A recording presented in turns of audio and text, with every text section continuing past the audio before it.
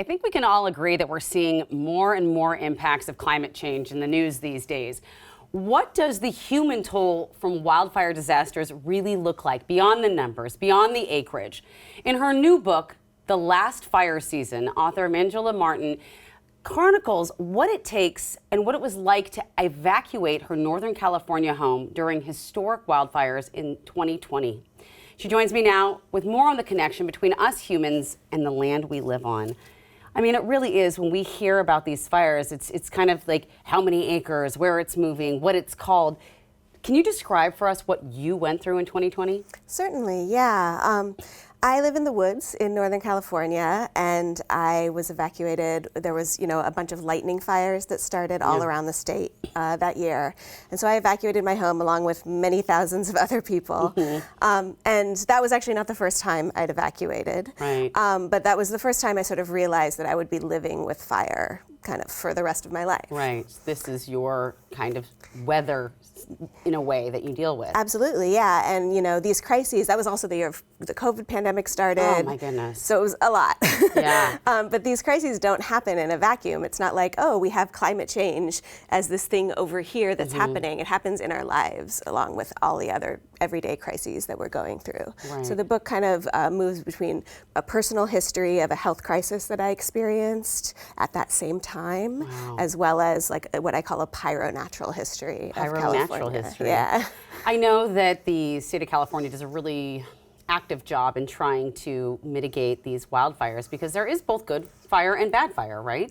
Yeah, I mean, I think, in the West here, we're all used to thinking of fire as scary, as bad, fire bad.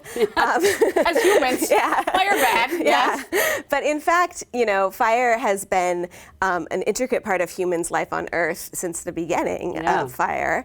And it's also a really important part of the landscape. Many ecosystems need fire to regenerate and to sort of continue those natural cycles of growth and renewal. Yeah. And what we experienced in California is that they haven't been getting them. And so we have a lot of fuel. Too much fuel. Yeah, and combine that with climate change and development. Yes. And then you have a bad Let's situation. add that part too. Colonist land practices with development, essentially. What do you think they've done to the environment in California? Is it more of what you're saying, where it's not able to turn that natural cycle?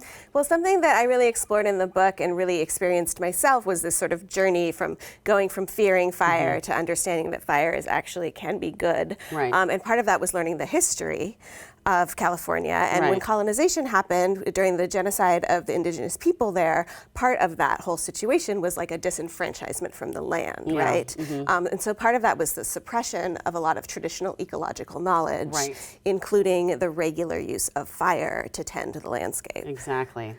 I grew up in California, like I mentioned earlier to you, before the cameras were rolling. As a reporter, I covered many wildfires. I mean, too many wildfires to count. The one thing I've noticed that's changed, not just in California, but here in Washington as well, and really through the western states, is that there's no longer fire season. It's kind of all the time. I mean, yes, it is more intense in the summer, but we're getting fires in other times. Have you seen that? Absolutely, yeah, and that's kind of where the title of the book comes from, The Last Fire Season, because fire is actually no longer a season. Fire conditions can occur at any time because of climate change and extreme weather. You see, there are real realities and necessities of fire ecology that we should think about. You were talking about that natural change. What can we think about as people? What do you want people to take away from this book? Well, I think, just understanding that fire is an essential part of many landscapes, and understanding how to sort of learn to reintroduce fire in many of these landscapes, both as fire mitigation and for our own health. But really, it's also about shifting like an attitude that people have, understanding that you have a relationship with the landscape around you and making that relationship be a healthy one instead of like extraction and all the things that have led to climate change. And be smart. Have an evacuation plan too. Absolutely. For your pets, your family, and everything. Yeah. So it is a whole mind, body, soul thing when you choose to live that deep in nature. Thank you so much for writing this book, for bringing both your personal history into this and your pyro-natural history. Thank you. I really appreciate it. It's great to be